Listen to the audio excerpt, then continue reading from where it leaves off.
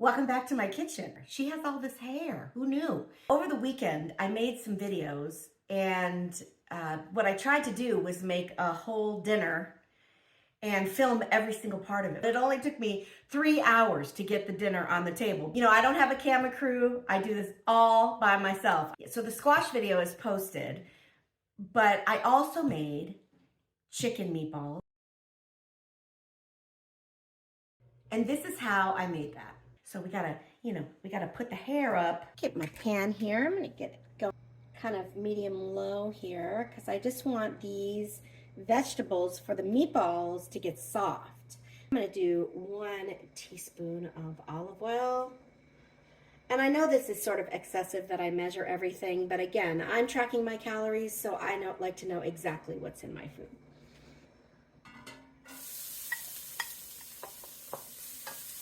Onions and my celery in here. Gonna add a little bit of garlic. I'm gonna add a little bit of garlic. That'll be good. I mean, they're meatballs, so they need garlic.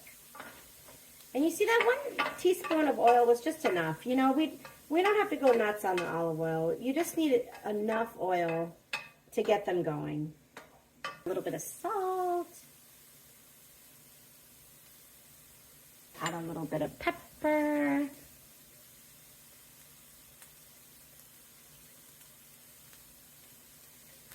Because I like my meatballs a little bit on the spicy side, I'm gonna add a little bit of red pepper flake. Okay, I'm just gonna let this cook down a little bit. Put a little lid on it and keep it really low because that'll keep the moisture inside. And it'll prevent everything from burning. I have this on really, really low because I want it to cook pretty gently. Okay, I'm gonna check on my veg.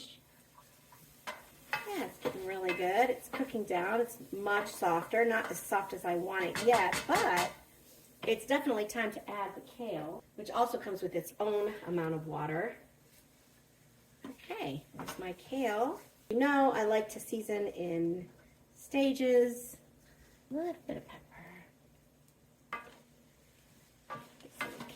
Put that lid back on. Oh yeah, that's much better. Getting there. See how nice and wilty everything is? Kale is cooked down. There's not too much of it. All that 2 cups of kale turned into barely anything, but it's going to be really, really delicious in the meatball. Okay, I got my ground chicken here. So what I did is I took the vegetables out and I just put them in a bowl so that they can cool off a little bit because you don't want to put something too hot into this raw chicken. I'm going to do 1 teaspoon. This is 1 teaspoon of salt. This is a 1/2 teaspoon measure. 1/2 teaspoon of black pepper. Okay, then I'm going to add my Parmesan cheese.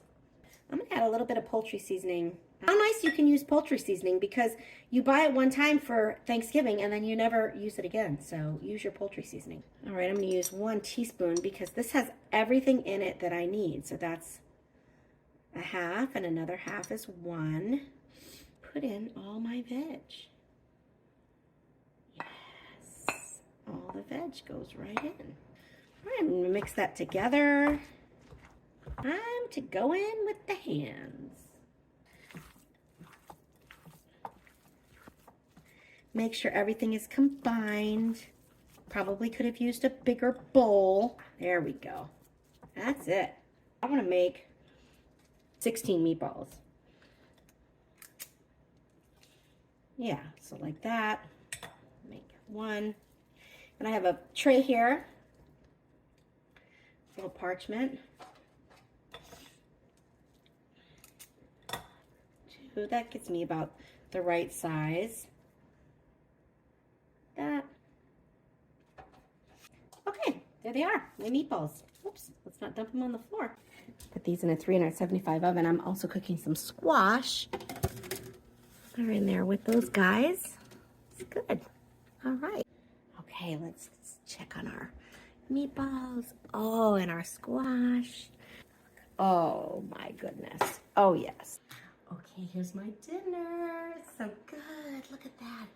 I have a little chicken meatball with a lemon pea orzo and roasted red curry squash. So delicious. A little bit of chicken meatball. Let's try the meatball. Oh my God. I know I say this every time I make food. I know I say it every time I make food, but it's delicious. I'm not a humble cook.